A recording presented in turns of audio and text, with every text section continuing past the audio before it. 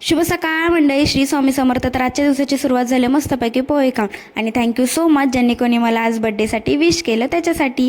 त्याच्यानंतर नाश्त्याची भांडी वगैरे घासून मी किचन साफ केला आणि मस्तपैकी देवपूजा करून घेतली. बघू शकताय तुम्ही. त्याच्यानंतर लवकरच मी जेवणाच्या तयारीला लागली, कारण का बड्डे जरी माझा असला तरी साहेबांनी मला सांगितलेलं होतं की मला छोलेची भाजी आणि पुरी खायची. मग काय, मी आदल्या दिवशी छोले भिजू घातलेला आणि एका साईडला छोलेची भाजी आणि एका साईडला पुऱ्या तळत होती. अशा प्रकारे हा सगळा बेत करायला मला 12-1 वाजलेलेच होते, कारण का बाकीचे सगळे कामावरून मग हे जेवण बनवायला घेतले. अशा प्रकारे सकाळचा बेत तर हा झाला. आणि येताना साहेबांनी बासुंदी आणलेली, कारण का ती आमच्या दोघांची फेवरेट होती. त्यानंतर सायंकाळी आम्ही गेलो मंदिरात दर्शन घेण्यासाठी.